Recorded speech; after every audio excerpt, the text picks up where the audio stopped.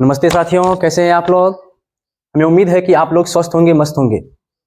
साथियों, मैं कुछ दिनों से बहुत ही बिजी था, कुछ मजबूरियां थी, कुछ समस्याएं थी, जिस कारण से मैं आप लोगों के लिए क्लास नहीं ले पा रहा था। लेकिन आज मैं पुनः आप लोगों के सामने फिर से क्लास 10th की जो फिजिक्स है, हमारा पहला चैप्टर रिफ्लेक्शन ऑफ लाइट, उनके लिए फिर से काम करने वाला हूं मैं। और मैं आशा करूंगा, मुझे विश्वास है कि अब हम इस चैनल पे लगातार बने रहेंगे। और आप लोग अगर ऐसा लगे आप लोगों को कि अब अगर सर इस चैनल पे नहीं दिखेंगे, तो मैं माफ़ी चाहूँगा उनके इस सोच के लिए, क्योंकि गलती हमारी थी। कुछ समस्याएं के कारण हम आप लोगों के लिए क्लास नहीं ले पा रहा था। लेकिन अब हम लगातार इस चैनल पर क्लास 10th और 12th का फिजिक्स का काम करता रहूँगा। जैसा कि आप जानते हैं कि फिजिक्स का हमारे दैनिक जीवन में भी कितना ही महत्वपूर्ण भूमिका है। फिजिक्स जो है हमारा साथ कभी छोड़ने वाला है नहीं, इसलिए फिजिक्स बहुत ही इंपॉर्टेंट होने के कारण हम इसे आसान तरीकों से, सुलभ तरीकों से समझाने का मैं प्रयास करूंगा। अगर आप लोग पिछली वीडियो हमारे नहीं देखे हैं तो आप लोग जाए उन्हें देखें, क्योंकि उसमें आप लोगों को क्लास 10th का जो फिजिक्स का पहला चैप्टर रिफ्लेक्शन ऑफ लाइट है, ये प्रकाश का परावर्तन है, उसे खत्म कर दिया गया है। लगभग लेक्चर नंबर 13 या 14 तक गया हुआ हूँ उसमें, और उसका कुछ नॉमिकल भी करवाया हूँ और कुछ ऑब्जेक्टिव्स भी। आप लोग अगर नहीं देखे हैं तो उन्हें जाकर देखें। आज का जो हमारा क्लास होने वाला है, आज का जो लेक्चर होने वाला है, बहुत ही धमाकेदार लेक्चर होने वाला है।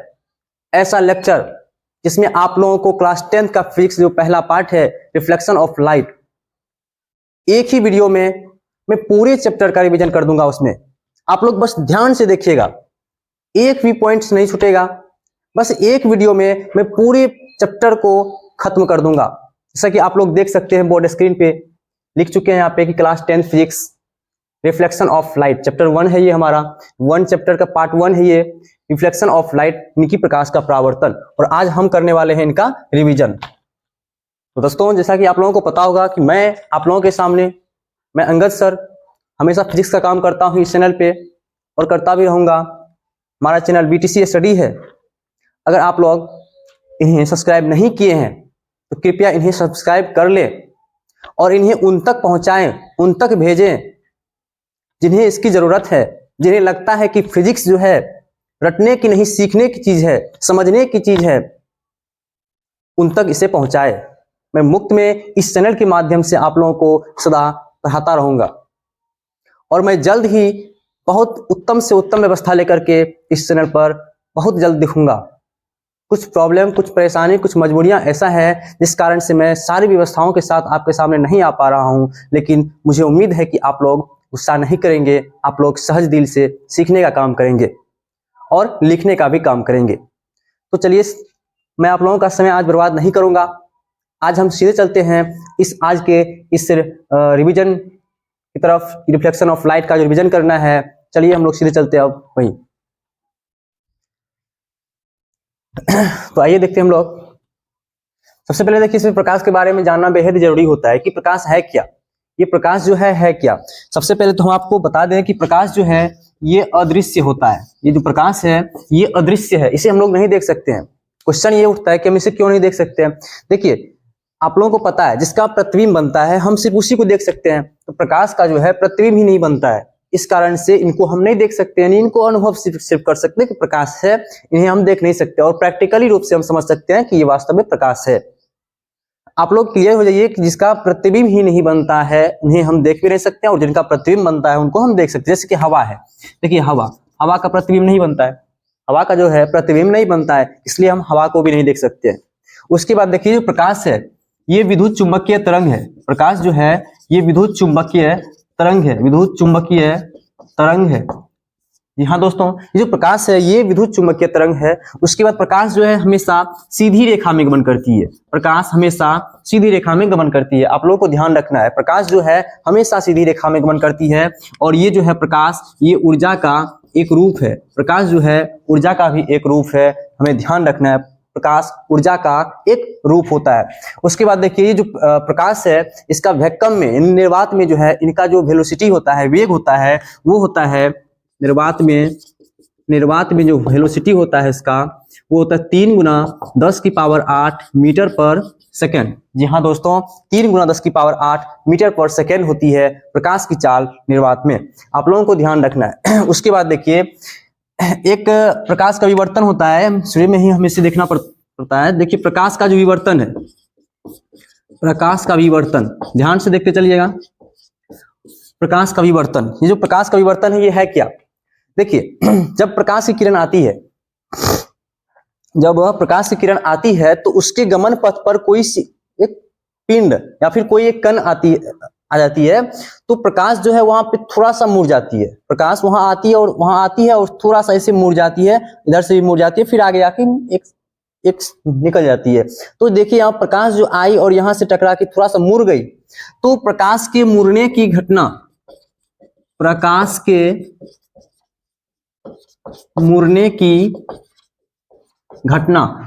मुड़ने की घटना जो है वही है हमारा प्रकाश का विवर्तन।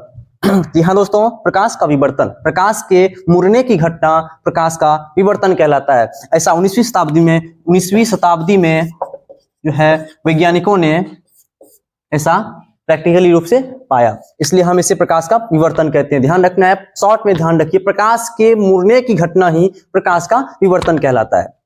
आइए हम थोड़ा सा किरण के बारे में जान लेते हैं। देखिए किरण जो है ये किरण, ये होता क्या है? इसको इंग्लिश में हम लोग रे बोलते हैं, रे। जो प्रकाश की गमन पथ होता है, देखिए इनको देख तो नहीं सकते हैं, प्रकाश को देख ही नहीं सकते हैं, इसलिए इनको परिभाषित किया गया सिर्फ इस तरह से कि जो प्रकाश की गमन पथ होता है, जो गमन पथ है इनका, वही हमारा किरण कहलाता है। प्रकाश का जो गमन पथ है वही हमारा किरण कहलाता है। आप लोग ध्यान रखिएगा इसके। अब देखिए जो किरण है, यहीं पे अगर बहुत सारे किरण आ जाए, यानी कि इसका एक समूह निकले, इनका एक समूह निकले, तो प्रकाश किरणों का एक समूह हो जाएगा वो, और प्रकाश किरणों के समूह को हम लोग प्रकाश पुंज कहेंगे। तब इसे हम लोग कहेंगे प्रकाश पुंज या नहीं तो किरण पुंज। इसे ध्यान रखना है। अगर प्रकाश की किरण, बहुत सारी किरण एक साथ निकल रही है, यानी कि एक समूह के रूप में, एक झुंड के रूप में निकल रही है, तब इसे हम लोग प्रकाश पुंज या किरण पुंज कहेंगे।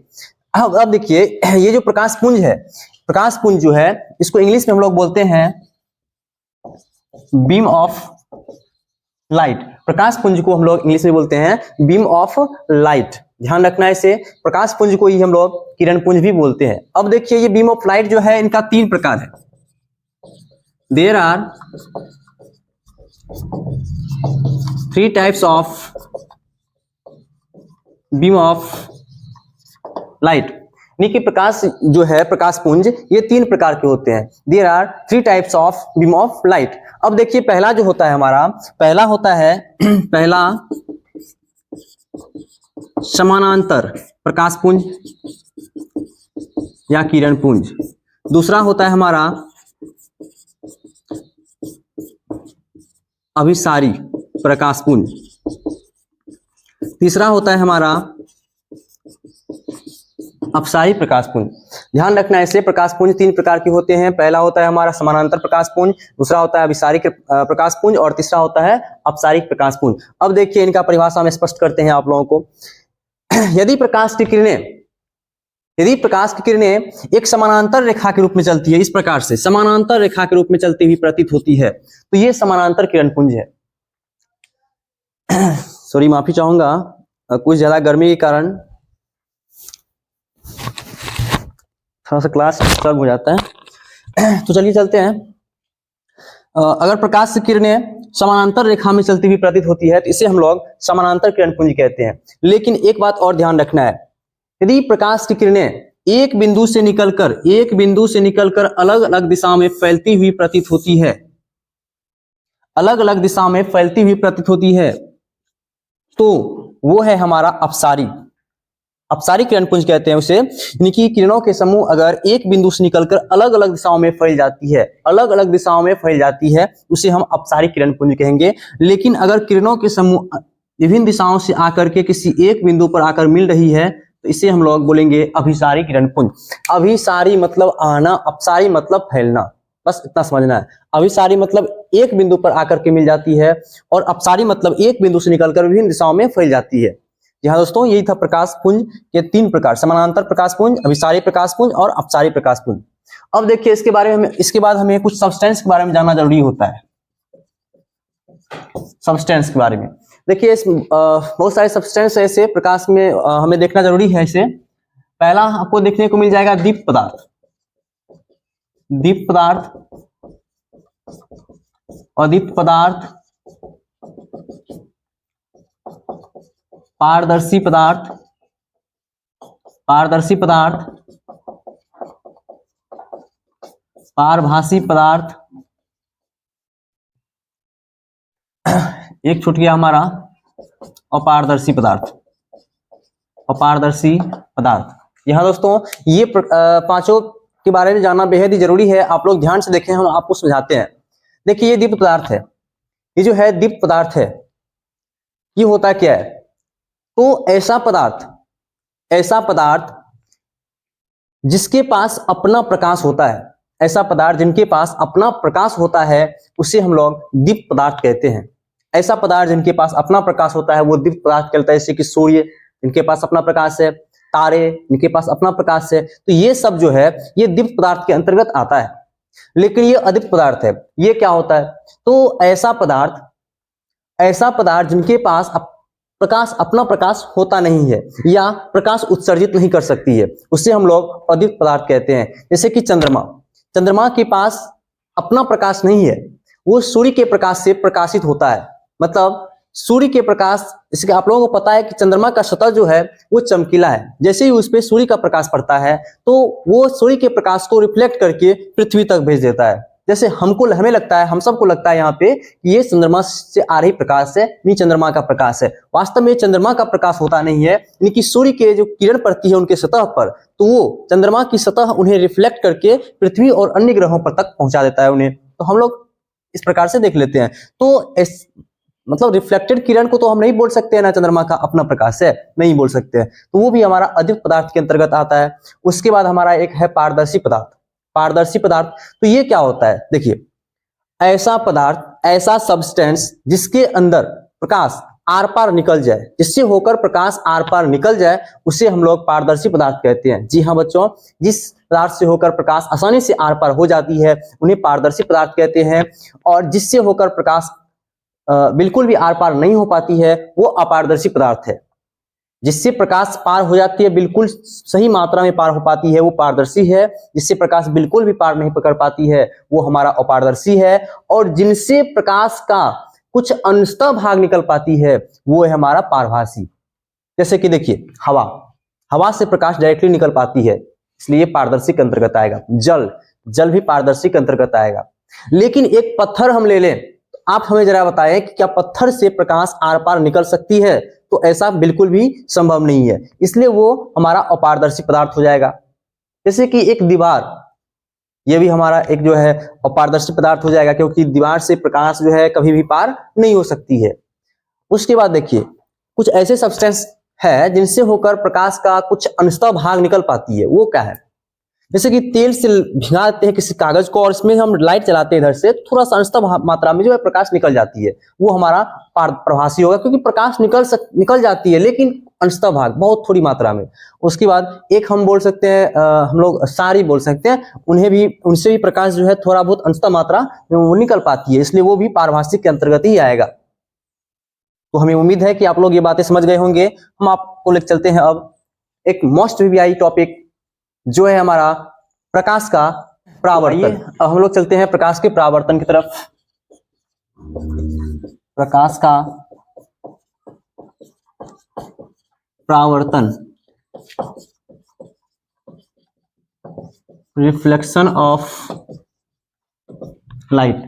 प्रकाश का परावर्तन, देखिए प्रकाश के परावर्तन जो है आप लोगों को पता है कि प्रकाश किसी सतह से टकराती है, फिर टकरा के वो रिफ्लेक्ट हो जाती है। प्रकाश किसी सतह से टकराकर फिर वो रिफ्लेक्ट हो जाती है। ये घटना जो है, ये घटना हमारा प्रकाश का परावर्तन कहलाता है। लेकिन प्रकाश के परावर्तन पढ़ने से पहले हमें बहुतों ऐसा परिभाषित पद है जिन्हें जानना बेहद ही जरूरी होता है। उनके बिना हम प्रकाश के परावर्तन को प्रकाश के परावर्तन को सही तरह से नहीं समझ सकते हैं। आइए हम लोग देखते हैं वो तमाम परिभाषित पद कौन सा है। हमारा सबसे पहले जो है वो है हमारा आपतित किरण, इंसिडेंट रे, ये आपतित किरण। उसके बाद परावर्तित किरण, फिर उसके बाद परावर्तक सतह, फिर उसके बाद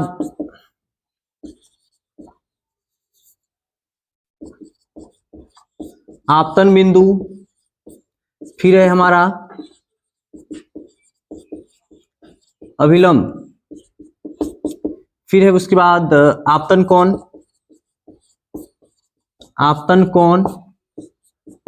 फिर उसके बाद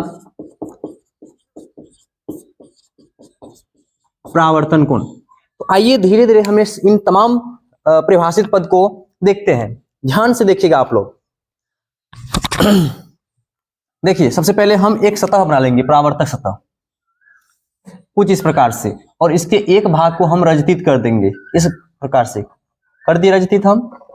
अब देखिए सबसे पहले किरण जो है जैसे ही इस सतह से टकराएगी, हम बोल सकते हैं कि प्रकाश की किरण जिस सतह से टकराती है उसे हम परावर्तक सतह कहते हैं। देखिए मान लीजिए एक किरण यहां से इस प्रकार से टकराई, इस पे टकरा गई, आई इधर से तो टकराई, तो ये देखिए एक सतह से टकराई है, ये जिस सतह से टकराई है इस सतह का नाम है परावर्तक सतह। जो किरण टकराई है ये इस सतह से टकराई है, इस सतह का नाम है परावर्तक सतह। उसके बाद देखिए ये जो किरण टकराई है सतह से, तो सतह से टकराने वाले किरण को आपतित किरण कहते हैं। जो किरण सतह से टकराई है इस आने वाले आपतित किरण को, आने वाली इस किरण को आपतित किरण कहते हैं।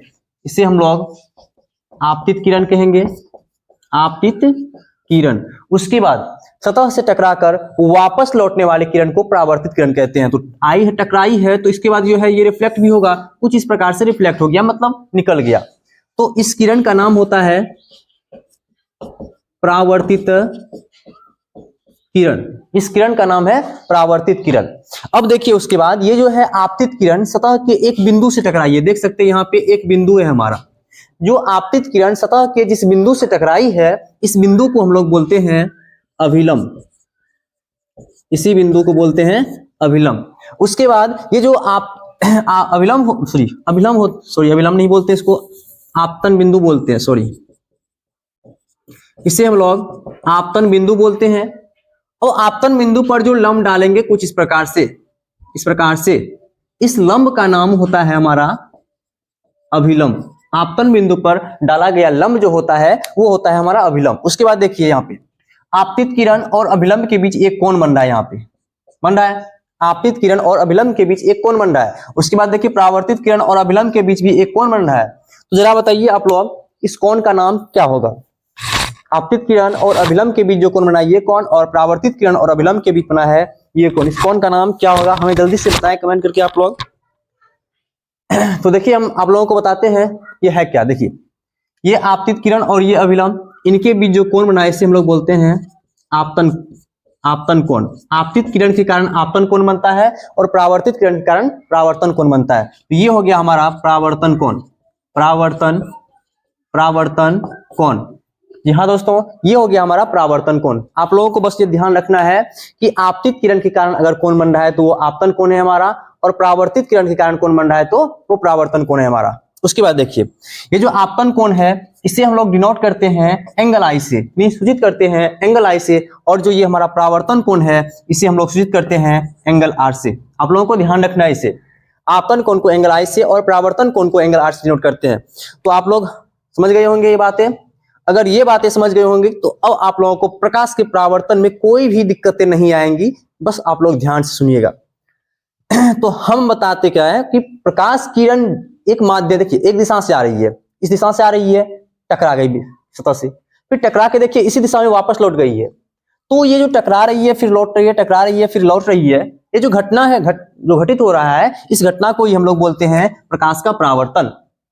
या फिर अगर अपने भाषा में बोले तो हम बोल सकते हैं किताबी भाषा में कि अनंत से आ रही प्रकाश की किरण, अनंत से आ रही प्रकाश की किरण जब किसी सतह से टकराती है, आप लोग ध्यान से देखिएगा, अनंत से आ रही प्रकाश की किरण जब किसी सतह से टकराती है तो टकराने के बाद वो उसी दिशा में वापस लौट जाती है, टकराने के बाद वो उसी दिशा में वापस लौट जाती है इधर से वो आई थी, लौट गई। तो ये जो घटना घटित हुआ, इसी घटना को हम लोग प्रकाश का परावर्तन कहते हैं, या बोल सकते हैं कि प्रकाश किसी सतह से टकराती है और फिर लौट जाती है उसी दिशा में। तो ये घटना जो घटित हुआ इसे ही हम लोग बोलेंगे प्रकाश का परावर्तन। अब देखिए प्रकाश का जो परावर्तन है इसका दो प्रकार होता है। पहला है, लिख लेते हैं यहां से, there are two types of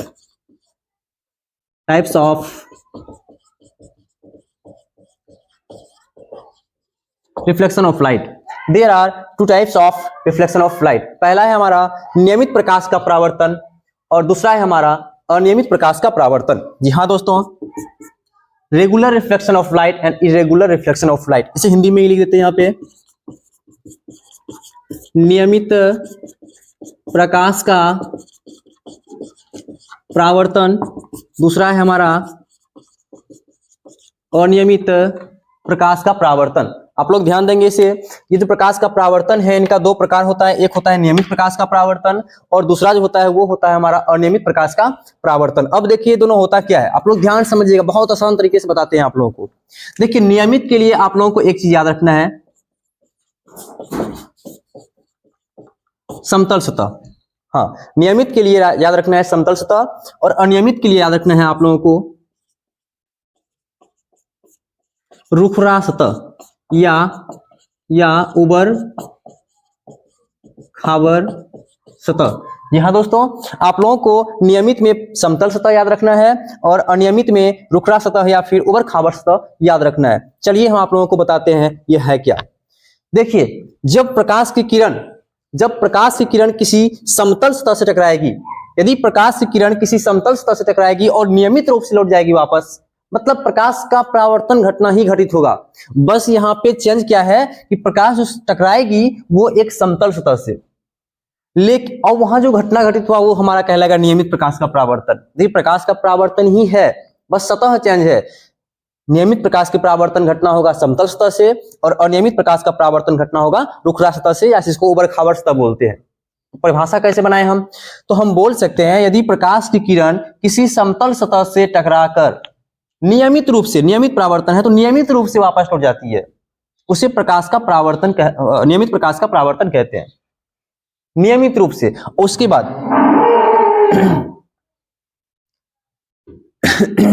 बाद यदि प्रकाश की किरण रुखरा सतह या फिर उबड़ खाबड़ सतह से टकराकर अनियमित रूप से निकलती है, किधर से भी निकल जाती है, जैसे कि इस प्रकार से देखिए आप, मान लेते ये जो है हमारा एक उबड़ खाबड़ सतह है, प्रकाश यहां से टकराई इधरों निकल गया, यहां से टकराई कहीं इधर निकल गया, तो ये जो घटना हुआ घटित अनियमित रूप से किधर भी निकल सकती है, यही है हमारा अनियमित प्रकाश का परावर्तन।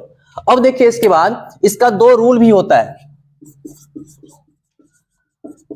रिफ्लेक्शन ऑफ लाइट का जो है दो रूल होता है, दो नियम होता है इनका। देखिए आप लोगों को बताते हैं दो नियम क्या है हमारा। पहला नियम है आपतित किरण, परावर्तित किरण और अभिलंब, ये तीनों की बात कर रहे हैं, देखिए ध्यान से आप लोग, ये तीनों की बात, आपतित किरण, परावर्तित किरण और अभिलंब। ये आपतित किरण देखिए, परावर्तित किरण ये हुआ और अभिलंब ये हुआ। आप लोग देखिए ये तीनों के तीनों जो है ये एक ही तल से आ रहा है, एक ही तल में बन रहा है, एक ही तल में, इधर आपतित किरण, परावर्तित किरण और अभिलंब, ये तीनों एक ही तल में बना हुआ है। तो हम इससे पहला नियम बोलते हैं कि आपतित किरण, परावर्तित किरण और अभिलंब जो है ये तीनों एक ही तल में होता है। दूसरा सुनिए, ये आपतन कोण, ये परावर्तन कोण, यानी कि आपतन कोण और परावर्तन कोण आपस में बराबर होता है। मतलब प्रकाश के परावर्तन के दूसरे नियम से हम बोलते हैं angle I is equal to angle R. जी हाँ दोस्तों, angle I is equal to angle R बोलते हैं। आप लोगों को ध्यान रखना है प्रकाश के परावर्तन का दोनों नियम ये हमारा कि आपतित किरण, परावर्तित किरण और अभिलंब तीनों एक ही तल में होता है। दूसरा है आपतन कोण और परावर्तन कोण आपस में बराबर होता है। तो चलिए अब हम लोग चलते हैं इससे आगे की तरफ, आइए चलते हैं अब हम लोग प्रतिबिंब की तरफ। प्रतिबिंब, इमेज, ये जो प्रतिबिंब है, ये इमेज है, ये है क्या? देखिए आप लोग फोन से बहुत सारे फोटोज लेते हैं, अपना सेल्फी लेते हैं अपना, तो जो फॉन्ट्स में जो जमा होता है, एकत्रित होता है, फोटो जिसको बोलते हैं, वही हमारा इमेज, वही इमेज कहलाता है। वहां पे देखिएगा, वहां पे लिखा हुआ रहता है इमेज, वही हमारा इमेज कहलाता है। मतलब अपना जो खुद का डुप्लीकेट होता है वही तो इमेज है। तो देखिए ये होता है क्या, इनके बारे में हम लोग थोड़ा सा जानते हैं। देखिए इसमें थोड़ा सा आप लोग इसको याद रखने का भी प्रयास कीजिएगा। बस 2 पॉइंट है इसमें, एक है संश्रित और एक है अपसृत। जी हाँ दोस्तों, एक संश्रित है और दूसरा अपसृत, ध्यान रखिएगा इसे। तो देखिए इन दोनों बातों को ध्यान रखना, अगर रख लिए तो ये प्रतिबिंब का परिभाषा स्पष्ट हो जाएगा और इनका जो टाइप्स है वो भी स्पष्ट हो जाएगा। देखिए कैसे होता है। हम बोलेंगे किसी बिंदु वस्तु से आ रही प्रकाश किरण, जैसे कोई बिंदु वस्तु से, जैसे बल्ब से ही प्रकाश आती है या फिर सूर्य से ही आती है, तो एक बिंदु का काम करता है वो। तो किसी बिंदु वस्तु से आ रही प्रकाश की किरणें परावर्तन या नहीं तो अपवर्तन की बात। देखिए अपवर्तन का नाम यहाँ पे आया, हम इसके बारे में अगला अध्याय शुरू होने वाला है हमारा, प्रकाश का अपवर्तन ही शुरू होने वाला है, विस्तार पूर्वक वहां पे हम लोग बताएंगे आप लोगों को कि वो है क्या हमारा। तो किसी बिंदु वस्तु से जब प्रकाश की किरण आती है तो परावर्तन या अपवर्तन के बाद, परावर्तन या अपवर्तन के बाद वो एक बिंदु से संश्रित या फिर अपसृत होती है। एक बिंदु से संश्रित या अपसृत होती है। तो ये जो घटना है हमारा, ये जो होता है ऐसा संश्रित या अपसृत, यही हमारा कहलाता है इमेज। जी हाँ दोस्तों, किसी बिंदु वस्तु से आ रही प्रकाश की किरणें जब किसी सतह से टकराती है तो परावर्तन या अपवर्तन के बाद, अपवर्तन मतलब एक माध्यम से आया दूसरे माध्यम में लौट गया, वही है अपवर्तन। तो परावर्तन या अपवर्तन के बाद एक बिंदु से संश्रित या अपसृत होती है, तो यही हमारा कहलाता है प्रतिबिंब। अब देखिए एक परिभाषा, अब इनका टाइप्स बताते हैं हम पहले। देखिए इसका भी 2 टाइप्स है। There are 2 types of image. इनका भी 2 प्रकार है, मतलब इमेज जो है 2 प्रकार के होते हैं। पहला है हमारा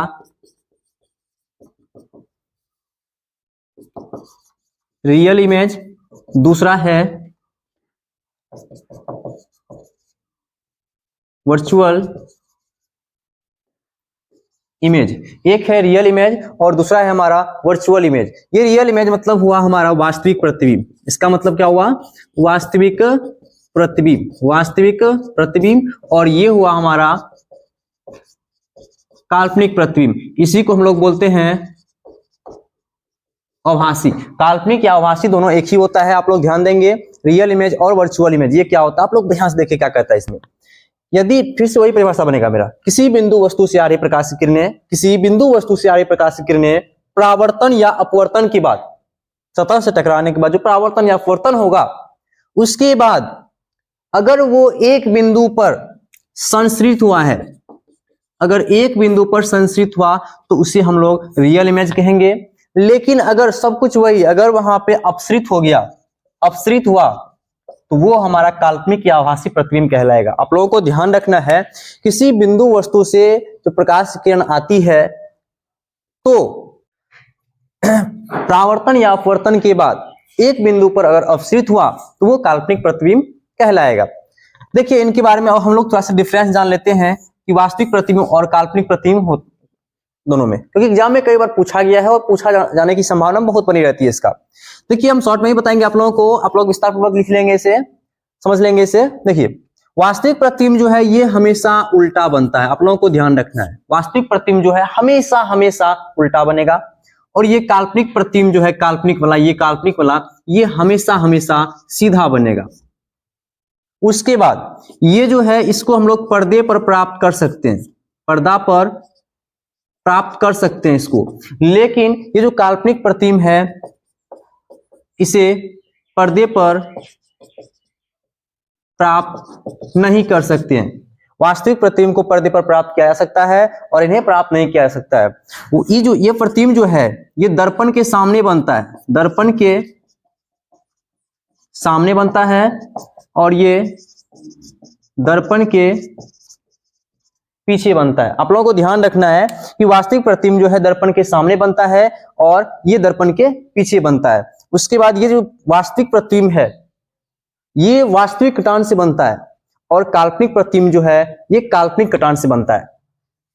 देखिए उसके बाद हम लोग जान लेते हैं थोड़ा सा विपरिवर्तन के बारे में। विपरिवर्तन ये है क्या, देखिए एक होता है विपरिवर्तन और एक होता है हमारा पार्श्व विपरिवर्तन। विपरिवर्तन और पार्श्व विपरिवर्तन, इन्वर्जन एंड लेटरल इन्वर्जन। ये होता है क्या, देखिए विपरिवर्तन में क्या होता है कि इसमें किसी वस्तु का प्रतिबिंब क्षैतिज अक्ष के परितः, किसी वस्तु का प्रतिबिंब क्षैतिज अक्ष के परितः 180 डिग्री के कोण पर घूम जाता है। किसी भी वस्तु का प्रतिबिंब जो है वो 180, जिस प्रकार से हम आपके सामने खड़े हैं इस समय, और हम अपने से विपरीत खड़े हो जाएंगे इस प्रकार से, इतना पे जो है ये प्रतिबिंब घूम जाता है, ये विपरिवर्तन में जो बनता है। तो हम बोल सकते हैं कि एक ऐसी घटना जिसमें किसी वस्तु का प्रतिबिंब क्षैतिज अक्ष के परितः 180 डिग्री कोण पर घूम जाता है, साथ साथ में इसका ऊपरी भाग का प्रतिबिंब नीचे भाग में दिखाई देता है और नीचे भाग का प्रतिबिंब ऊपर दिखाई देता है। आप लोग ध्यान देंगे इसे, ये विपरिवर्तन में क्षैतिज ध्यान रखना है और पार्श्व विपरिवर्तन में उदग्र ध्यान रखना है। तो एक ऐसी घटना जिसमें किसी वस्तु का प्रतिबिंब क्षैतिज अक्ष के परितः 180 डिग्री कोण पर वह घूम जाता है, साथ साथ में ऊपरी भाग का प्रतिबिंब निचले भाग में और निचले भाग का प्रतिबिंब ऊपरी भाग में दिखाई देने लगता है। तो ये हमारा विपरिवर्तन कहलाता है। और ये पार्श्व विपरिवर्तन जो है, इसमें क्या होता है, किसी वस्तु का प्रतिबिंब उदग्र अक्ष के परितः 180 डिग्री कोण पर घूमता है और उसके फलस्वरूप दायां भाग का प्रतिबिंब बायां भाग में और बायां भाग का प्रतिबिंब दायां भाग में हमें दिखाई देने लगता है। जी हाँ दोस्तों, दायां भाग का प्रतिबिंब बायां भाग में और बायां भाग का प्रतिबिंब दायां भाग में दिखाई देने लगता है। ये हमारा कहलाता है पार्श्व विपरिवर्तन। पार्श्व विपरिवर्तन यानी कि वैसी घटना जैसे किसी वस्तु का प्रतिबिंब क्षैतिज अक्ष के परितः 180 डिग्री कोण पर घूम जाती है और उसका ऊपरी भाग का प्रतिबिंब निचले भाग में और निचले भाग का प्रतिबिंब ऊपरी भाग में दिखाई देता है। तो ये हमारा विपरिवर्तन कहलाता है। और यदि किसी वस्तु का प्रतिबिंब उदग्र अक्ष के परितः 180 डिग्री कोण पे घूमता है और साथ साथ में दायां भाग का प्रतिबिंब बायां भाग में और बायां भाग का प्रतिबिंब दायां भाग में दिखाई देने लगता है, तो ये हमारा कहलाता है पार्श्व विपरिवर्तन।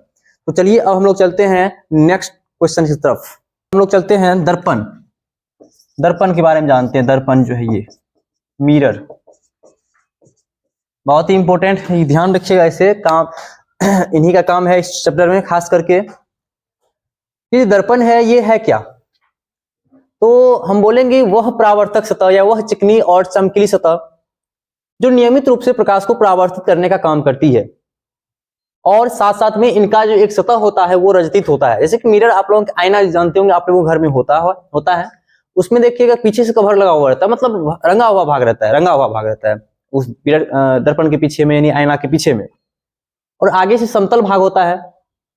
जैसे ही उस पर टॉर्च जलाते हैं तो देखते हैं वहां से प्रकाश उससे पड़ती है और टकरा के पुनः किसी दिशा में उधर नियमित रूप से लौट जाती है। तो वही जो है हमारा दर्पण है, यानी कि जो प्रकाश को नियमित रूप से परावर्तित कर दे, साथ साथ में उनका एक सतह जो है रजतित भी हो, एक सतह रजतित भी हो, वही हमारा दर्पण है। यहाँ दोस्तों वही दर्पण है, आप लोग ध्यान रखिएगा इसे। अब देखिए इनका प्रकार हम बताते हैं आप लोगों को। सबसे पहले तो मैं बता दूं कि there are 3 types of mirror. Mirror मुख्य रूप से देखा जाए तो इनका 2 प्रकार है मिरर का। हम बताते हैं पहला कौन है। एक है प्लेन मिरर यानी समतल दर्पण, समतल दर्पण। दूसरा है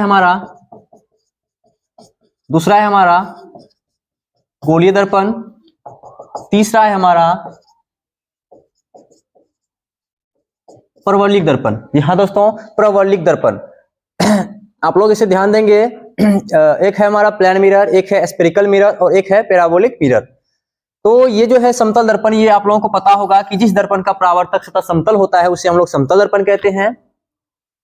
और इसमें गोलीय दर्पण में जानते होंगे आप लोग कि दर्पण जो है किसी खोखले गोले का एक भाग होता है, उस गोले, वो जो खोखला गोला के टाइप से रहता है वही हमारा गोलीय दर्पण है।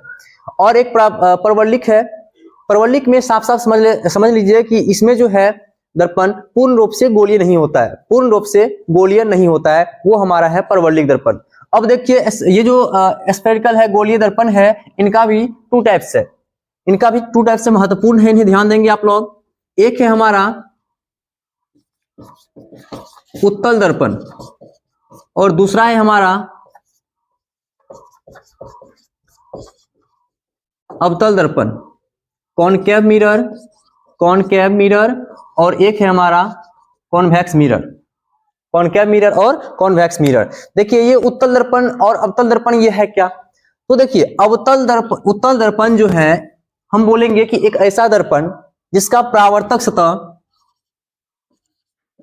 उभरा हुआ हो, जिसका परावर्तक सतह उभरा हुआ रहता है वो होता है उत्तल दर्पण, और जिसका परावर्तक सतह धंसा हुआ रहता है वो होता है हमारा अवतल दर्पण। तो वह दर्पण जिसका परावर्तक सतह धंसा हुआ हो वो अवतल दर्पण है, और वह दर्पण जिसका परावर्तक सतह उभरा हुआ हो वह उत्तल दर्पण है। आप लोग इसे ध्यान रखेंगे। उसके बाद देखिए ये उत्तल दर्पण और अवतल दर्पण में, उत्तल दर्पण का दूसरा नाम भी है, इसका दूसरा भी नाम है, इनका दूसरा नाम है एक अवतल दर्पण भी है।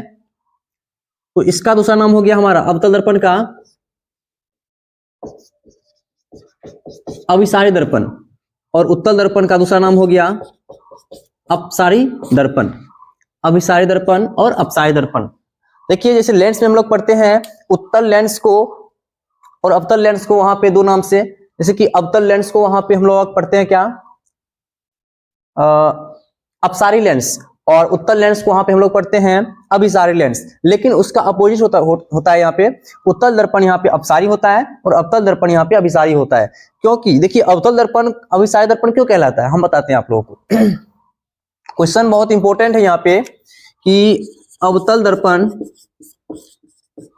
दर्पण को अभिसारी दर्पण क्यों कहा जाता है, क्यों कहा जाता है, ये बहुत ही इंपॉर्टेंट क्वेश्चन है, इसे देखेंगे हम लोग। देखिए इसको जो है हम लोग अभिसारी दर्पण इसलिए कहते हैं क्योंकि प्रधान अक्ष के समांतर जितने भी किरणें आती है, प्रधान अक्ष के समांतर जितने भी किरणें आती है वो सभी परावर्तन के बाद एक बिंदु पर जाकर मिल जाती है, यानी एक बिंदु पर अविचलित हो जाती है। जितना भी किरणें हैं अवतल दर्पण में अगर प्रधान अक्ष के समांतर आती है तो वो देखिए परावर्तन के बाद एक बिंदु पर जाकर अविचलित हो जाती है। तो ये जो अभिसरण गुण है, इसी अभिसरण गुण के कारण अवतल दर्पण को हम लोग अभिसारी दर्पण कहते हैं। मतलब ये किरणें को जो है अविचलित कर लेती है एक बिंदु पर, तो अभिसरण के इस गुण के कारण हम अवतल दर्पण को अभिसारी दर्पण कहते हैं। समझ गए होंगे आप लोग। और अपसारी में नहीं होता है ऐसा, ये जो है अपसरित कर देता है, मतलब वहां से फैला देता है चारों तरफ, इसलिए जो है फैलाने के इस गुण के कारण हम उत्तल दर्पण को अपसारी दर्पण कहते हैं, और एक जगह पर एकत्रित करने यानी कि एक बिंदु पर अभिसरित करने के गुण के कारण इसे अवतल दर्पण को हम लोग बोलते हैं अभिसारी दर्पण। अब देखिए इसमें हमें बहुत सारी चीजें देखने को मिलती है दर्पण में। आइए हम लोग शॉर्ट में ही देखते हैं, व्याख्या पूर्ण रूप से करेंगे, मतलब लिखेंगे कम थोड़ा सा। और अगर आप लोग नहीं देखे हमारे पिछला लेक्चर तो जाके उन्हें देखें, पूर्ण रूप से उन्हें देख ले। ये हमारा रिवीजन, आज का रिवीजन क्लास चलेगा, सिर्फ रिवीजन। तो देखिए उसमें बहुत सारे पदे हमें देखने को मिलती है, जैसा कि एक हो गया ध्रुव, उसके बाद वक्रता केंद्र, उसके बाद आप लोगों को देखने को मिल जाएगा उसमें मुख्य फोकस। देखिए ये होता क्या है, सबसे पहले ध्रुव की बात करते हैं, और उससे पहले एक दर्पण बना लेना चाहेंगे। तो देखिए यह थोड़ा सा टेढ़ा हो गया है, ये इसका केंद्र बिंदु हो गया। एक खोखला गोला हम बना लिए, एक खोखला गोला बना लिए, आप लोग ध्यान से देखेंगे इसमें। तो अभी क्या बताए थे हम यहाँ पे कि उत्तल दर्पण का परावर्तक दशा हो रहता है इस प्रकार से, देखिए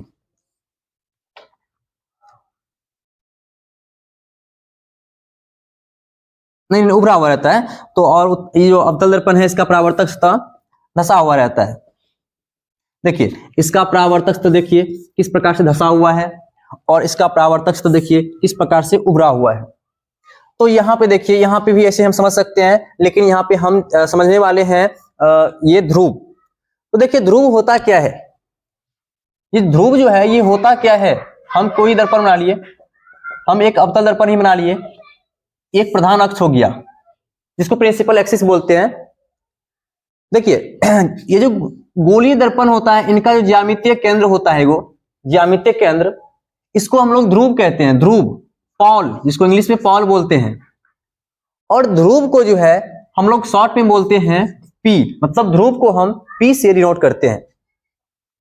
उसके बाद एक है हमारा वक्रता केंद्र, देखिए इसको जो हम पूर्ण रूप से घुमा देंगे तो एक गोला बन जाएगा, जैसे कि यहाँ पे भी बनाए थे, एक पूरा गोला बन जाएगा। कहीं ना कहीं इसका केंद्र बिंदु होगा, मान लेते हैं इनका केंद्र बिंदु यहाँ पे है। तो देखिए गोलीय दर्पण का जो केंद्र बिंदु होता है उसे हम लोग वक्रता केंद्र कहते हैं, वक्रता केंद्र कहते हैं। गोलीय दर्पण के केंद्र बिंदु को जो कहते हैं हम लोग वक्रता केंद्र, मतलब गोलीय दर्पण जिस खोखला गोला का एक भाग होता है उस गोले के केंद्र को वक्रता केंद्र कहते हैं। और उसके बाद वक्रता केंद्र को हम लोग सूचित करते हैं C से। जी हाँ दोस्तों, वक्रता केंद्र को C से सूचित किया जाता है। उसके बाद ध्रुव से वक्रता केंद्र तक की दूरी को हम लोग वक्रता त्रिज्या कहते हैं, वक्रता त्रिज्या कहते हैं। आप लोगों को ध्यान रखना है इसे, ध्रुव से लेकर के वक्रता केंद्र तक की दूरी को वक्रता त्रिज्या कहते हैं। उसके बाद इसी में एक हमारा होता है मुख्य फोकस। देखिए मुख्य फोकस क्या होता है, प्रधान अक्ष के समांतर जो जितना भी किरणें आती है अवतल दर्पण में, वो परावर्तन के बाद प्रधान अक्ष के एक बिंदु से निकल जाती है। प्रधान अक्ष के जिस बिंदु से निकलती है या प्रधान अक्ष के जिस बिंदु पर मिलती है उस बिंदु को ही हम लोग मुख्य फोकस कहते हैं। जैसे कि आप लोगों को बताकर जाते हैं, देखिए आप लोग ध्यान से, जैसे कि मान लीजिए ये एक हमारा अवतल दर्पण है, ये प्रधान अक्ष हो गया हमारा, ये ध्रुव हो गया, ये वक्रता केंद्र हो गया। देखिए प्रधान अक्ष की समांतर इस प्रकार से किरण आती है, परावर्तन के बाद निकल जाती है। देखिए यहाँ पे एक बिंदु से निकली है, इसी को मुख्य फोकस कहते हैं। और मुख्य फोकस को कैपिटल F से डिनोट करते हैं, और यहाँ तक की दूरी को हम लोग फोकस दूरी कहते हैं। यानी कि ध्रुव से फोकस तक की दूरी को फोकस दूरी कहते हैं। और दर्पण में कोई भी दूरियां हमेशा फोकस से ही मापी जाती है। तो हमें उम्मीद है कि आप लोग ये तमाम बातें समझ गए होंगे। तो हम चलते हैं अब अगले क्वेश्चन की तरफ, अगले टॉपिक की तरफ चलिए। उसके बाद है हमारा अवतल दर्पण में मुख्य फोकस दूरी और वक्रता त्रिज्या में संबंध। तो देखिए इनका वीडियो ऑलरेडी बनाया जा चुका है हमारे चैनल पे, जो है लेक्चर नंबर शायद 5 या 6 होगा, वहां आप लोग जाकर देखें। वहां पे आप लोगों को F बराबर R/2 जो है सिद्ध किया हुआ है, यहाँ से आसान तरीका से बताया गया है। आप लोग जाएं, अवतल उत्तल का दोनों का है वहां पे, जिसमें आप लोगों को बताया गया था F बराबर R/2 किस प्रकार से होता है ये। यानी कि इसको हम बता सकते हैं कि अवतल दर्पण में अगर चले तो अवतल दर्पण में जो फोकस दूरी होती है, फोकस दूरी ये वक्रता त्रिज्या की आधी होती है। लेकिन अगर इसी को हम बताएं तो ये R बराबर 2 को इधर ले जाएं तो ये 2F हो जाता है। तो हम बोल सकते हैं कि अवतल दर्पण का जो वक्रता त्रिज्या होता है वो फोकस दूरी की दोगुनी होती है। जी हाँ दोस्तों, अवतल दर्पण का फोकस दूरी वक्रता त्रिज्या का आधी होती है और वक्रता त्रिज्या जो होती है फोकस दूरी की दोगुनी होती है। तो ये सब आप लोग वहां जाकर देखें, बहुत ही आसानी से सब बताया गया वहां पे। तो चलिए हम लोग आज चलते हैं अगले टॉपिक पे। अगला टॉपिक है हमारा अवतल दर्पण द्वारा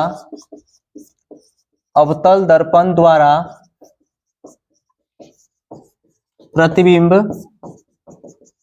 प्राप्त करने का नियम। अवतल दर्पण द्वारा प्रतिबिंब प्राप्त करने का नियम। देखिए अवतल दर्पण के द्वारा जो प्रतिबिंब प्राप्त करते हैं, आप लोगों को पता है कि हम इसके द्वारा 6 प्रकार से प्रतिबिंब प्राप्त करते हैं। 6 प्रकार से अवतल दर्पण में और उत्तल दर्पण में 2 तरह से प्रतिबिंब प्राप्त करते हैं हम लोग।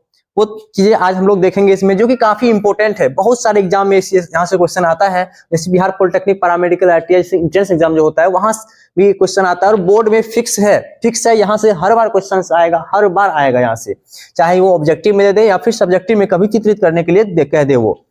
तो आइए हम लोग देखते हैं, वो जो दर्पण बनता है अवतल दर्पण द्वारा जो प्रतिबिंब बनता है उसके लिए भी नियम होता है। 3 नियम फॉलो करना पड़ता है तब जाकर के वो प्रतिबिंब बन पाता है। तो आइए देखते हैं वो तीनों नियम है क्या हमारा। देखिए पहला नियम कहता है कि अवतल दर्पण में, हम फिगर बना के बताते हैं, जैसे कि ये हो गया हमारा अवतल दर्पण। जैसे कि आप लोग पता है कि अवतल दर्पण का परावर्तक सतह दशा हुआ रहता है। तो एक और बना लेते हैं यहाँ पे,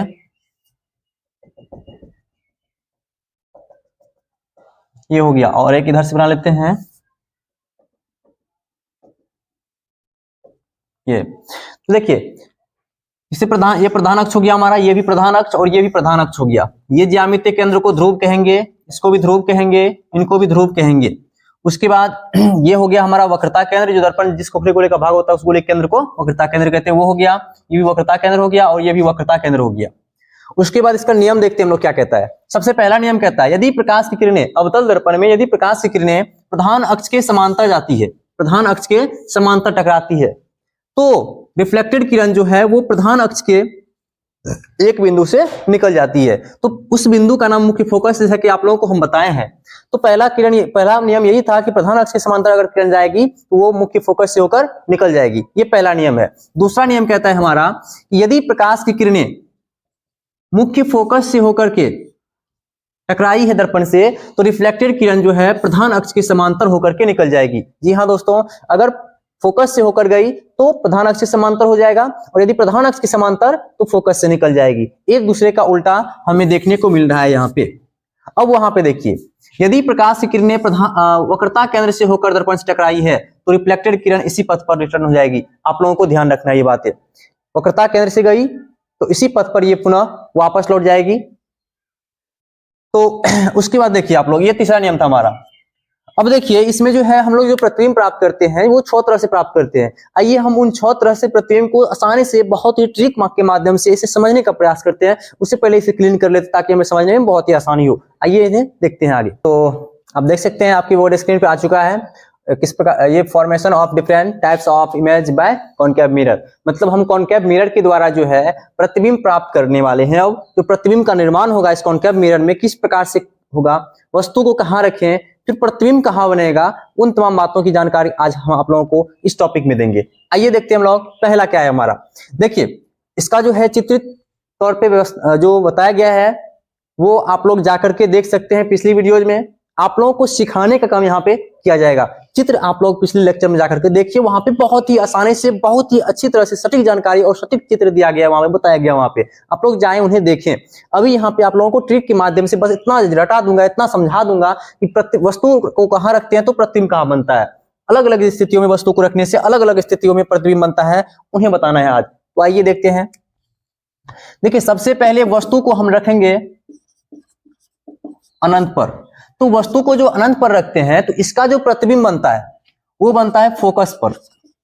फोकस पर, जी हाँ दोस्तों, इसका जो प्रतिबिंब बनता है वो बनता है कहां पर, फोकस पर। और कैसा बनता है तो देखिए इसका जो प्रतिबिंब है वो दर्पण के सामने होता है, और दर्पण के सामने जितना भी प्रतिबिंब बनता है वो सब के सब जो है हमारा वास्तविक होता है। तो लिख देंगे वास्तविक प्रतिबिंब बनेगा ये, मतलब वास्तविक प्रतिबिंब बनाएगा। उसके बाद अनंत पर रखने से जितना भी प्रतिबिंब बनता है वो सब जितना का एक ही प्रतिबिंब तो बनबे करेगा इसका। तो अनंत पर एक वस्तु रखेंगे तो एक प्रतिबिंब बनेगा, 2 रखेंगे तो 2 बनेगा। तो अनंत पर रखेंगे तो इसका जो प्रतिबिंब बनेगा उनका साइज क्या होगा, तो वस्तु की तुलना में बहुत छोटा होगा, बहुत छोटा, बहुत छोटा, क्योंकि फोकस पर बनता है। फोकस पर हमें दिखाई तक नहीं देता है प्रतिबिंब कहाँ कितना छोटा, कितना कितना बड़ा बनाया, कितना किस प्रकार से बनाया, हमें दिखाई नहीं देता, बहुत छोटा प्रतिबिंब होता है। इसलिए हम बोलते हैं कि बहुत छोटा इसका प्रतिबिंब बनता है। आप लोगों को ध्यान रखना है कि अनंत पर जो प्रतिबिंब को वस्तु को रखते हैं तो उनका प्रतिबिंब फोकस पर बनता है, वास्तविक बनता है। और वास्तविक बनता है तो उल्टा भी बनता है, जो प्रतिबिंब वास्तविक है वो उल्टा भी है। बस ये हुआ। अब देखिए दूसरा है हमारा फोकस पर। अगर हम वस्तु को फोकस पर रखते हैं तो इसका प्रतिबिंब बनता है अनंत पर। आप लोगों को ध्यान देना है, अनंत पर रखने से फोकस पर बनता है और फोकस पर रखने से अनंत पर बनता है। बहुत कितना आसान तरीका है। यहाँ पे देखिए अनंत पर रखने से फोकस पर प्रतिबिंब बनेगा, और वस्तु को अगर फोकस पर रखते हैं तो प्रतिबिंब अनंत पर बनेगा। अब देखिए इसका प्रकृति क्या होगा, तो इनका भी प्रकृति, ये जो अनंत पे बना है ये भी दर्पण के जस्ट सामने ही रहेगा। इस कारण से हम इसे भी बोल सकते हैं वास्तविक प्रतिबिंब। वास्तविक प्रतिबिंब। अब वास्तविक प्रतिबिंब है तो वास्तविक प्रतिबिंब जो है हमेशा प्रधान अक्ष के नीचे बनता है, और प्रधान अक्ष के नीचे बनने वाला सभी प्रतिबिंब हमेशा क्या होता है, तो ये उल्टा होता है। उसके बाद इसका साइज की अगर बात करें तो इनका आकार कैसा होगा, तो फोकस पर रखने से अनंत पर बना है। अनंत पर मतलब अनंत पर इस प्रकार से बढ़ते जाता है, इस प्रकार से वस्तु से ये बड़ा होगा। इसका जो प्रतिबिंब बनेगा वो वस्तु की तुलना में बड़ा बनेगा। उसके बाद देखिए तीसरा है हमारा, यदि वस्तु को वक्रता केंद्र पर रखते हैं,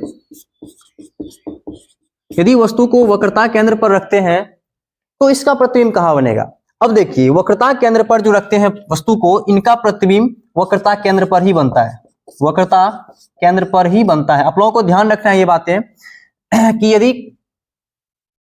यदि वस्तु को वक्रता केंद्र पर रखते हैं तो इसका प्रतिबिंब जो है वक्रता केंद्र पर ही बनता है। उसके बाद इसका जो प्रतिबिंब होता है वो होता है वास्तविक, क्योंकि ये भी दर्पण के सामने ही होता है। उसके बाद प्रधान अक्ष के नीचे होता है, इसलिए हो गया ये उल्टा और बराबर। मतलब ये प्रतिबिंब जो है वस्तु के साइज के ही आकार के ही होता है, मतलब जितना बड़ा वस्तु उतना बड़ा प्रतिबिंब भी होता है। अब देखिए उसके बाद वस्तु को हम लोग रखते हैं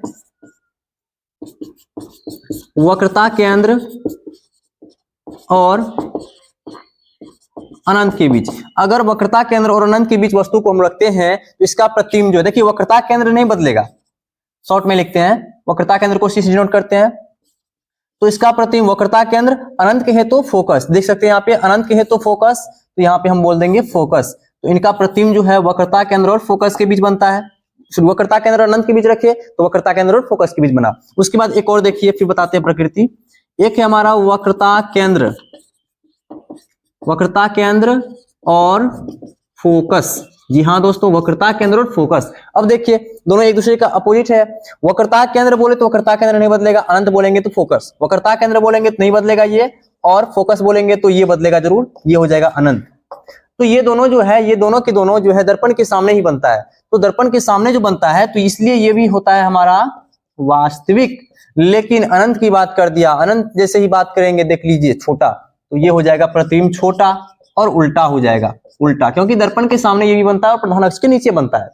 उसके बाद वक्रता केंद्र और फोकस है, फोकस के है तो बड़ा बनेगा, इसको ध्यान रखना है। उसके बाद इस वक्रता केंद्र और फोकस के बीच बोले तो इसका जो प्रतिबिंब बनेगा वो भी बनेगा हमारा वास्तविक, क्योंकि ये भी दर्पण के सामने ही होता है। उसके बाद वास्तविक बन गया, उसके बाद वास्तविक जो है उसके साथ साथ में उल्टा ही बनेगा, क्योंकि ये भी प्रधान अक्ष के नीचे बनता है। उसके बाद देखिए फोकस के है तो इसका प्रतिबिंब जो बनेगा वो बन जाएगा हमारा फोकस कहने से, जैसे फोकस से अनंत पे रखें तो फोकस से बना, और फोकस से बना प्रतिबिंब जो है हमेशा छोटा होता है। और यहाँ पे एक दूसरा है हमारा वक्रता केंद्र और फोकस, और फोकस बोले तो फिर से इसका प्रतिबिंब जो हो जाएगा वस्तु की तुलना में इसका प्रतिबिंब जो हो जाएगा वो हो जाएगा छोटा। एक और है हमारा, एक और है ध्रुव और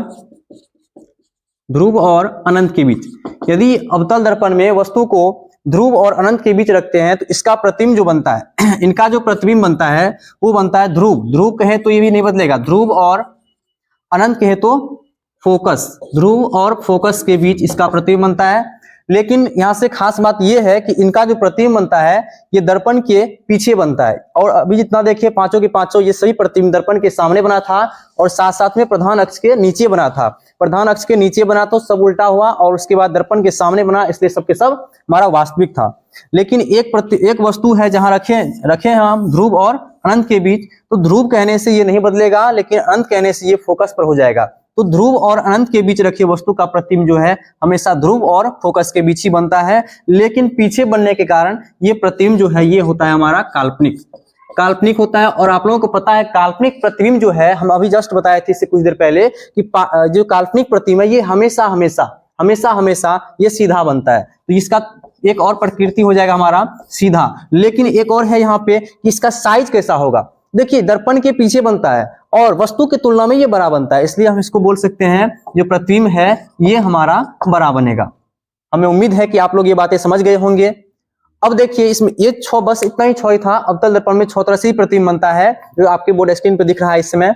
एक बार हम फिर से बोल देना चाहेंगे, देखिए अनंत पर रखेंगे प्रतिबिंब फोकस पर बनेगा, फोकस पर रखेंगे तो अनंत पे बनेगा। वक्रता केंद्र पे रखेंगे तो वक्रता केंद्र पर, और वक्रता केंद्र और अनंत के बीच बोलेंगे तो वक्रता केंद्र और फोकस। अनंत कहे तो फोकस, वक्रता केंद्र नहीं बदलेगा, वक्रता केंद्र फिर से नहीं बदलेगा, और फोकस कह दे तो अनंत हो गया। फिर ध्रुव और अनंत है, ध्रुव कहे तो ये भी नहीं बदलेगा, अनंत का हो जाएगा फोकस। और बस यहाँ पे ध्रुव कहने की बात आया, यहाँ जो प्रतिबिंब बना हमारा वो दर्पण के सीधे जाके पीछे बन गया, इसलिए हम बोल सकते हैं ये जो है काल्पनिक प्रतिबिंब का निर्माण किया। उसके बाद जो है हमारा एक उत्तल दर्पण के द्वारा है प्रतिबिंब का निर्माण। देखिए उत्तल दर्पण के द्वारा जो है प्रतिबिंब इनका भी प्रतिबिंब 2 तरह से बनता है, जो यही हम बताते हैं आप लोगों को। उत्तल दर्पण में देखिए इसमें हम 2 जगह प्रतिबिंब रखेंगे, कहां कहां रखेंगे आइए आप लोगों को बताते हैं।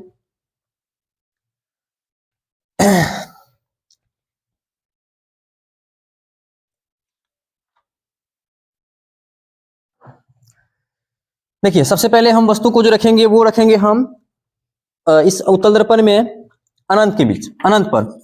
सबसे पहले हम कहां रखेंगे? अनंत पर। अब देखिए ध्यान से आप लोग, अनंत सबसे पहले देखिए अनंत पे रखेंगे, और ये उत्तल दर्पण है और उत्तल दर्पण में प्रतिबिंब हमेशा पीछे ही बनेगा, हमेशा फिक्स है ये पीछे ही बनेगा। तो हम बोल सकते हैं सबसे पहले जो अनंत पे रखेंगे तो प्रतिबिंब कहां बनेगा बताइए? फोकस पर। अनंत फोकस, फोकस तो अनंत, तो अनंत पे रखे तो फोकस से बन गया। अब देखिए ये पीछे बनता है, इसलिए ये काल्पनिक होता है, जिसको आभासी बोलते हैं। ये काल्पनिक होगा, काल्पनिक है तो ये हमेशा सीधा ही होगा, क्योंकि आप लोगों को पता है काल्पनिक प्रतिबिंब हमेशा प्रधान अक्ष के ऊपर बनता है और ऊपर बने प्रतिबिंब हमेशा सीधा होता है। उसके बाद देखिए इनका साइज कैसा होगा, तो अनंत पे रखे हैं, तो अनंत बला का हमेशा साइज जो होता है ना वो हमेशा हमेशा छोटा ही होता है, आप लोगों को ध्यान रखना है। और एक है हमारा ध्रुव और अनंत के बीच। अब देखिए ध्रुव और अनंत के बीच जो प्रतिबिंब को रखते हैं, यानी उस वस्तु को रखते हैं, तो इनका प्रतिबिंब ध्रुव कहे तो नहीं बदलेगा, लेकिन अनंत कहे तो ये जरूर बदलेगा फोकस। और देखिए ये भी काल्पनिक होगा, सीधा होगा, और उसके साथ साथ जो है साइज में जो है फिर से ये छोटा ही होगा। तो ये है हमारा। तो हमें उम्मीद है कि आप लोगों को ये मोस्ट मीडिया टॉपिक जो है formation of different types of image by concave mirror, और उसके बाद जो है यहाँ पे different types of image by convex mirror जो है ये आप लोगों को समझ में आ गई होंगे। अगर नहीं समझ में आए हो तो हमें कृपया करके कमेंट करके बताएं। और इतना तो मैं विश्वास के साथ कह सकता हूं कि आप लोग ये बातें समझे ही नहीं होंगे, आपको याद भी हो गया होगा, और शायद ही ये कभी अब भूलेंगे आप लोग। तो हम चलते हैं अब नेक्स्ट क्वेश्चंस की तरफ। उससे पहले हम लोग बोर्ड को साफ करना पड़ेगा हमें, आइए देखते हैं फिर। अब आइए थोड़ा सा हम लोग देख लेते हैं चिन्ह परिपाटी, साइन कन्वेंशन। ये देखिए चिन्ह परिपाटी क्या होता है। ये चिन्ह परिपाटी है,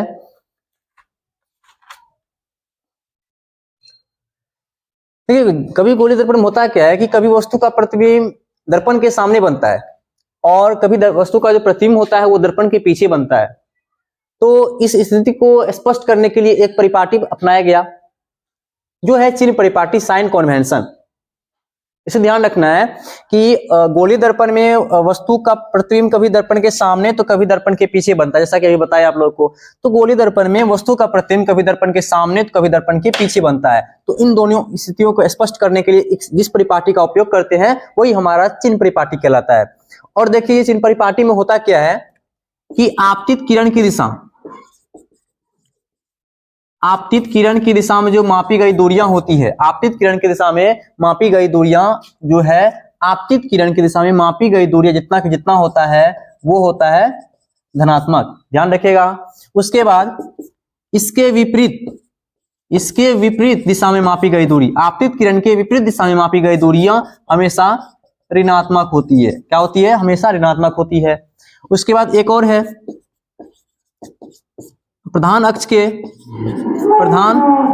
के ऊपर लंबवत मापी गई दूरियां हमेशा धनात्मक होती है। और इसी के विपरीत बोल दे, नीचे बोल दे, तो नीचे वाला का हो जाएगा क्या? चौथा में ऋणात्मक। हम क्या हो जाएगा? ऋणात्मक। आप लोगों को ध्यान रखना है कि आपतित किरण के दिशा में मापी गई दूरी धनात्मक होगी और इसके विपरीत दिशा में मापी गई दूरी ऋणात्मक होगी। उसके बाद प्रधान अक्ष के ऊपर जितना भी लंबा दूरी मापेंगे वो सब के सब धनात्मक आएगा और नीचे ऋणात्मक आएगा। उसके बाद देखिए आप लोगों को एक बताया गया होगा, इसमें शॉर्ट में बताया आप लोगों को, अवतल दर्पण में। देखिए अवतल दर्पण में सबके सब माइनस होता है, सबके सब ऋणात्मक होता है, चाहे वस्तु दूरी हो, फोकस दूरी हो या फिर क्या बोलते हैं इसे प्रतिबिंब दूरी हो, ये सब के सब ऋणात्मक होता है। लेकिन उत्तल दर्पण जो है हमारा, इसमें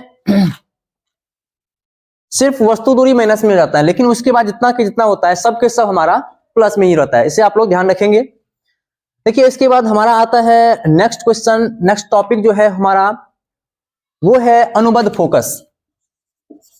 अनुबद्ध फोकस ये क्या होता है? देखिए दर्पण में कभी वस्तु को एक बिंदु पर, प्रधान अक्ष के एक बिंदु पर, और उसका जो प्रतिबिंब बनता है वो भी प्रधान अक्ष के दूसरे बिंदु पर बनता है। तो ये दोनों बिंदु ही हमारा कहलाता है अनुबद्ध फोकस, जो आप लोगों को ध्यान रखना है। मतलब हम बोलेंगे कि गोलीय दर्पण में, यानी दर्पण में वस्तु को एक बिंदु पर और प्रतिबिंब को दूसरे बिंदु पर रखते हैं, तो इसके क्रम में जो दो बिंदु होता है हमारा, एक वस्तु के लिए बिंदु और दूसरा प्रतिबिंब के लिए बिंदु, यही दोनों बिंदु हमारा कहलाता है अनुबद्ध फोकस। जी हाँ दोस्तों, यही दोनों बिंदु हमारा कहलाता है अनुबद्ध फोकस। देखिए इसके बाद एक क्वेश्चन है हमारा, एक क्वेश्चन है अवतल और उत्तल दोनों दर्पण के लिए है, 1/v + 1/u = 1/f, ये प्रूव करने के लिए। यहाँ दोस्तों अवतल और उत्तल दोनों दर्पण के लिए है, 1/v + 1/u = 1/f। तो इसे हम नहीं आज का लेक्चर में नहीं देंगे इसे, क्योंकि इसका वीडियो ऑलरेडी पड़ा हुआ है आपके इस BTC स्टडी चैनल पे। आप लोग जाकर के उन्हें देख लीजिए, लेक्चर 7th या 8 में है, वो भी 9th में होगा। आप लोग उन्हें जाए देख लीजिए, बहुत ही आसान तरीका से, बहुत ही सरल तरीका से बताया गया वहां पे अवतल और उत्तल दोनों के लिए। आप लोग जाए उन्हें देख ले वहां से, क्योंकि इन्हें बताएंगे पुनः वही बातें फिर से बताना पड़ जाएगा हमें, तो इनके बारे में शॉर्ट में हम बता सकते हैं। आप लोगों को सुनिएगा। हम बोलेंगे अवतल दर्पण में ये प्रतिबिंब दूरी, वस्तु दूरी और फोकस दूरी के बीच संबंध दिखाने वाले सूत्र को हम मिरर फॉर्मूला कहते हैं। ये जो है आपका, ये है मिरर फॉर्मूला। इसे ध्यान रखना है। अवतल दर्पण हो या उत्तल दर्पण हो, उसमें प्रतिबिंब दूरी, वस्तु दूरी और फोकस दूरी में संबंध दिखाने वाले सूत्र को मिरर फॉर्मूला यानी कि दर्पण सूत्र कहते हैं। आप लोगों को इसे याद रखना है। उसके बाद हमारा नेक्स्ट शुरू होता है आवर्धन, सिग्निफिकेशन।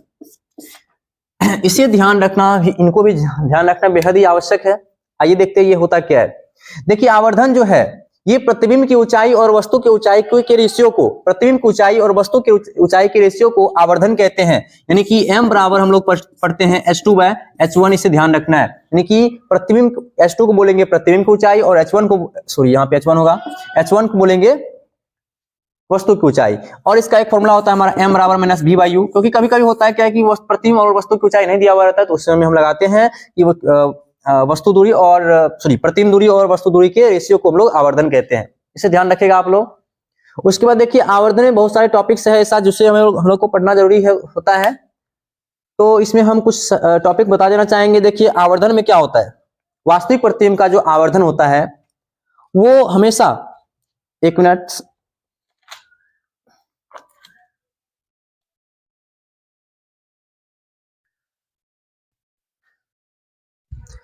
देखिए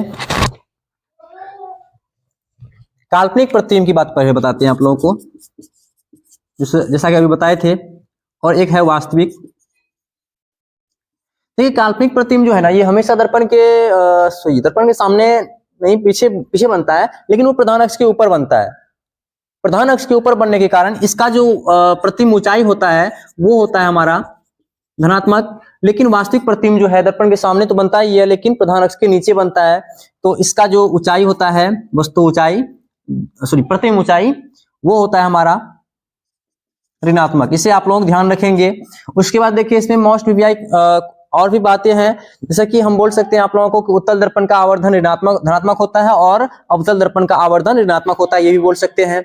उसके बाद हम ये बोल सकते हैं कि अगर आवर्धन m का मान 1 से बड़ा हुआ, आवर्धन का मान अगर 1 से बड़ा है तो वस्तु के तुलना में प्रतिबिंब बड़ा होगा। क्या बड़ा होगा? प्रतिबिंब बड़ा होगा। अगर आवर्धन का मान 1 से छोटा है तो फिर से वस्तु की तुलना में प्रतिबिंब छोटा होगा। अगर आवर्धन का मान 1 के बराबर है, तो वस्तु और प्रतिबिंब दोनों बराबर हो जाएगा। आप लोगों को ध्यान रखना है। यदि आवर्धन m का मान 1 से बड़ा है तो वस्तु बिंब से बड़ा, और छोटा है तो प्रतिबिंब भी छोटा, बराबर है तो प्रतिबिंब बराबर। आइए देखते हैं थोड़ा सा अगला क्वेश्चन हमारा क्या है। तो दोस्तों अब अध्याय तो खत्म हो चुका है हमारा, लेकिन 1-2 क्वेश्चन बच गया है जो नहीं बताए हैं आप लोगों को। अवतल और उत्तल दर्पण में इनका उपयोग और इसका डिफरेंस। देखिए अवतल दर्पण का जो उपयोग है ना, हम लोग रोगियों के नाक आंख कान देखने में भी करते हैं, और इसका उपयोग हम लोग जो है सोलर कुकर में भी करते हैं। और ये जो उत्तल दर्पण है इसका उपयोग हम लोग करते हैं बस, ट्रक इत्यादि में, बाइक में साइड मिरर के रूप में, स्ट्रीट लाइट में भी इसका उपयोग करते हैं। तो यही है। अब देखिए एक और क्वेश्चन है अवतल उत्तल दर्पण का जो है डिफरेंस। तो अवतल दर्पण में आप लोगों को पता है कि इसका परावर्तक धंसा हुआ रहता है, इनका परावर्तक सतह उभरा हुआ रहता है। अवतल दर्पण में बना प्रतिबिंब वास्तविक होता है और ये काल्पनिक होता है। इसमें प्रतिबिंब सीधा उल्टा बनता है और इसमें सीधा बनता ही है। अब एक क्वेश्चन है हमारा अवतल उत्तल और एक है समतल। इसका पहचान हम लोग कैसे करें, बिना स्पर्श करके और स्पर्श करके? देखिए बताते हैं। सबसे पहले देखिए बिना स्पर्श करके कैसे करें। बिना स्पर्श करके, देखिए बिना स्पर्श करके मतलब अगर हम देखेंगे उसमें प्रतिबिंब बराबर है, प्रतिबिंब अगर देखेंगे वस्तु के बराबर है, जितना बड़ा हम है उतना बड़ा उसमें हम भी प्रतिबिंब दिख रहा है हमारा, तो हम समझ लेंगे वो है समतल। अगर प्रतिबिंब बड़ा है तो हो जाएगा वो अवतल, और अगर प्रतिबिंब छोटा है तो वो हो जाएगा उत्तल। ये बिना स्पर्श करके हुआ। और अगर स्पर्श करके देखने की बात करें तो अगर परावर्तक सतह धंसा रहेगा तो वो हो जाएगा अवतल, अवतल हो जाएगा। उभरा रहेगा तो वो हो जाएगा उत्तल। उसके बाद समतल रहेगा तो वो हो जाएगा समतल दर्पण। तो यही था दोस्तों, इसमें और कुछ भी नहीं है, कोई खास बात नहीं है इसमें। और एक बात, अभी आवर्धन का m बराबर माइनस v बाई यू ये हम छोड़े हैं, तो आप लोग पिछला लेक्चर जाकर के देखिए, वहां पे ये भी अवेलेबल है, वहां पे बताया गया है, बहुत ही आसानी से बताया गया है, आप लोग जाए उन्हें देखें। तो साथियों, अब हमें नहीं लगता है कि इसमें कोई क्वेश्चन छोड़ा गया है। अब इसका कुछ नॉमिकल शब्द है, एक आपका नॉमिकल इसमें मिल जाएगा f बराबर r/2 पे, उसके बाद एक 1/v प्लस 1/u बराबर 1/f पे, और उसके बाद आपको मिल जाएगा आवर्धन m बराबर माइनस v बाई यू पे। इतना का आवर्धन आप लोगों को मिल जाएगा, आप लोग वहां देख सकते हैं। और एक बात, आवर्धन का व्यंजक नहीं, सॉरी क्या बोलते हैं उसको, इसका कोई मात्रक नहीं होता है। तो इनका थ्योरम और आपको इनका नॉमिकल सब जो है फिर हमारे चैनल पे पिछले वीडियो आप लोग जाकर देखें उन्हें, वहां पे मिल जाएगा। तो हम आज की क्लास यहीं खत्म करेंगे बच्चों। हमें उम्मीद है कि आप लोगों को हमारी ये क्लास बहुत ही अच्छी लगी होगी, और अगर कुछ आज में कुछ हमें हमारा त्रुटि आप लोगों को दिखे तो आप लोग हमें बताएं, हम उन्हें भी सुधार करने का प्रयास करेंगे। और ये थोड़ा बहुत हमें लगता है कि आप लोगों को बोर्ड थोड़ा बहुत चमकीला महसूस होता होगा, चमकता होगा कभी कभी बोर्ड, तो ये कुछ प्रॉब्लम्स है जिनका सामना हमें करना पड़ रहा है। तो आप लोग इन्हें देखें और जल्द ही ये ठीक हो जाएगा। बहुत ही और भी इसी भी सुविधा अनुसार हम जितना प्रयास कर रहे हैं, इस प्रयास के अनुसार अगर हम सफल हुए तो इनसे भी अच्छी से अच्छी वीडियो क्वालिटी आएगा आपके सामने। आप लोग घबराए नहीं, ये हमारी कुछ परेशानी थी, इसलिए इस प्रकार से थोड़ा बहुत धुंधला दिखाई पड़ता है, कभी कभी चमक जाता है बल्ब के कारण। तो हम आज की क्लास यहीं खत्म करेंगे और ओवर करेंगे। हमें उम्मीद है कि आप लोग तमाम बातें समझ गए होंगे बच्चों। जय हिंद, जय भारत।